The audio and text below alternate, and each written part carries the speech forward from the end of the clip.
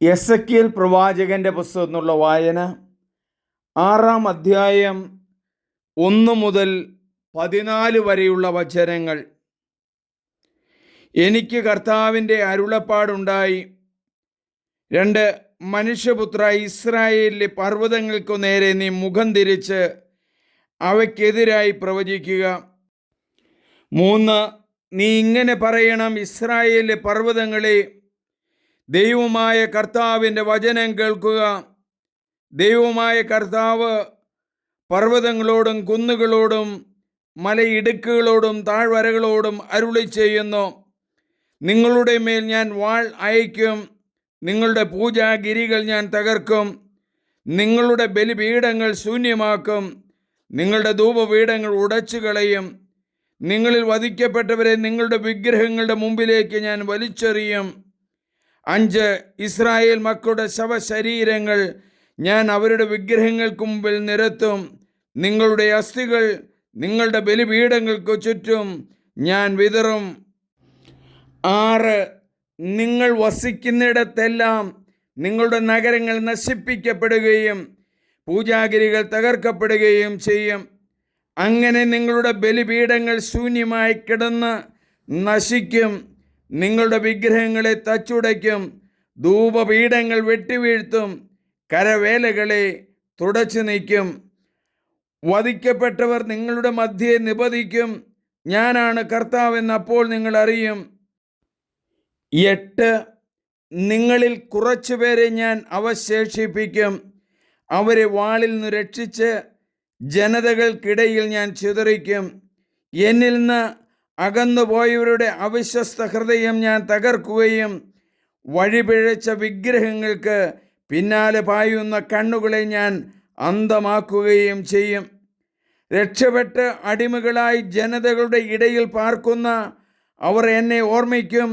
തങ്ങൾ ചെയ്ത തിന്മകളും മ്ലേച്ഛതകളും വിചാരിച്ച് അവർ സ്വന്തം ദൃഷ്ടിയിൽ തന്നെ നിന്ദ്യരായിത്തീരും. ഞാനാണ് കർത്താവെന്ന് അവർ അപ്പോൾ അറിയും. 10 ഈ അനർത്ഥങ്ങൾ അവർക്ക് വരുത്തുമെന്ന് ഞാൻ പറഞ്ഞത് വെറുതെയല്ല.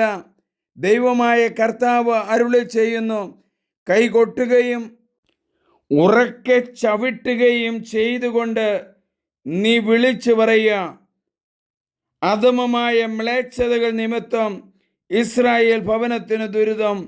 അവർ വാളുകൊണ്ടും പട്ടിണി കൊണ്ടും പകർച്ചവ്യാധി കൊണ്ടും നിലംപതിക്കും. അകലെയുള്ളവൻ പകർച്ചവ്യാധി കൊണ്ട് മരിക്കും. അടുത്തുള്ളവൻ വാളിനിരയാകും. രക്ഷപ്പെട്ട് അവശേഷിക്കുന്നവൻ ക്ഷാമം കൊണ്ട് മരിക്കും. അങ്ങനെ ഞാൻ എൻ്റെ ക്രോധം അവരുടെ മേൽ പ്രയോഗിച്ചു തീർക്കും. എല്ലാ കുന്നുകളും മലമുകളിലും എല്ലാ പച്ചമരങ്ങളുടെയും ഇടതൂർന്ന് വളരുന്ന ഓക്കുമരങ്ങളുടെയും ചുവട്ടിലും വിഗ്രഹങ്ങൾക്ക് അവർ സുഗന്ധദ്രവ്യങ്ങൾ അർപ്പിച്ചിരുന്ന എല്ലാ ഇടങ്ങളിലും ബലിപീഠങ്ങൾക്ക് ചുറ്റും വിഗ്രഹങ്ങൾക്കിടയിലും അവരുടെ വധിക്കപ്പെട്ടവരുടെ ശവശരീരങ്ങൾ ചിതറിക്കിടക്കുമ്പോൾ ഞാനാണ് കർത്താവെന്ന് നിങ്ങൾ അറിയും. ഞാൻ അവർക്കു നേരെ കൈ ഓങ്ങും. മരുഭൂമി മുതൽ റിബ്ള വരെ ഞാൻ വിജനവും ശൂന്യവുമാക്കും.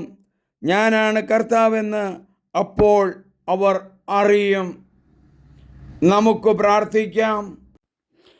നല്ലവനും പ്രതാപവാനുമായ യഹോവേ, അങ്ങയെ മറന്ന ഇസ്രായേൽ ജനതകൾ വിഗ്രഹങ്ങൾക്ക് അർപ്പിക്കുന്ന ധൂപങ്ങളും കാഴ്ചകളും അങ്ങയുടെ ദൃഷ്ടിയിൽപ്പെട്ടല്ലോ. യഹോവയെ എല്ലായ്പ്പോഴും പരിശുദ്ധൻ പരിശുദ്ധൻ എന്ന് പാടിപ്പുകഴ്ത്തേണ്ട മക്കൾ അങ്ങയിൽ നിന്നും അകന്ന് പാപത്തിൻ്റെയും അന്ധകാരത്തിൻ്റെയും പുറകെ പോയപ്പോൾ അവരെ രക്ഷിക്കുവാൻ വേണ്ടി എസെക്കിയേൽ പ്രവാചകനെ നിയോഗിച്ച ദൈവമേ, ഞങ്ങൾ അങ്ങയെ സ്തുതിക്കുന്നു, ആരാധിക്കുന്നു.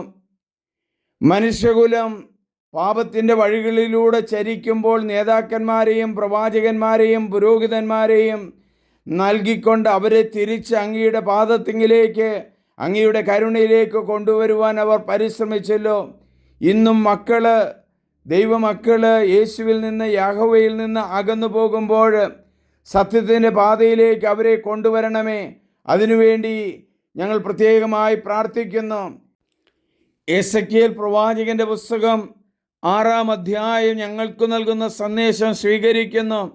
വഴിതെറ്റിപ്പോയവരെ സത്യത്തിൻ്റെ മാർഗത്തിലേക്ക് എസെക്കിയേൽ പ്രവാചകൻ കൊണ്ടുവരുവാൻ പരിശ്രമിക്കുന്നവരെയും സത്യത്തിൻ്റെ വഴികളിലൂടെ യാത്ര ചെയ്യുന്നവരെയും ദൈവമേ, യാഹുവേ, അങ്ങ് സ്വീകരിക്കണമേ. ഞങ്ങൾ അങ്ങയെ ഓർത്ത് സ്തുതിക്കുന്നു, അങ്ങയെ നന്ദി പറയുന്നു. Hallelujah, hallelujah. ദൈവമേ, പാപത്തിൻ്റെ വഴികളിൽ നിന്ന് മാറുവാനുള്ള കൃപ കൊടുക്കണമേ. രോഗികളായവർക്ക് ആശ്വാസം കൊടുക്കണമേ. ദൈവമേ നന്ദി, ദൈവമേ ആരാധന. സ്നേഹമുള്ളവരെ, ഈ വചനം നിങ്ങൾ മറ്റുള്ളവർക്ക് ഷെയർ ചെയ്യണം. ഈ ചാനൽ നിങ്ങൾ പ്രത്യേകമായിട്ട് സബ്സ്ക്രൈബ് ചെയ്യണം. എൻ്റെ പേര് സണ്ണി വർഗീസ് പുൽപ്പറമ്പിൽ എന്നാണ്. ദൈവമേ നന്ദി, ദൈവമേ ആരാധന, ദൈവമേ സ്തോത്രം.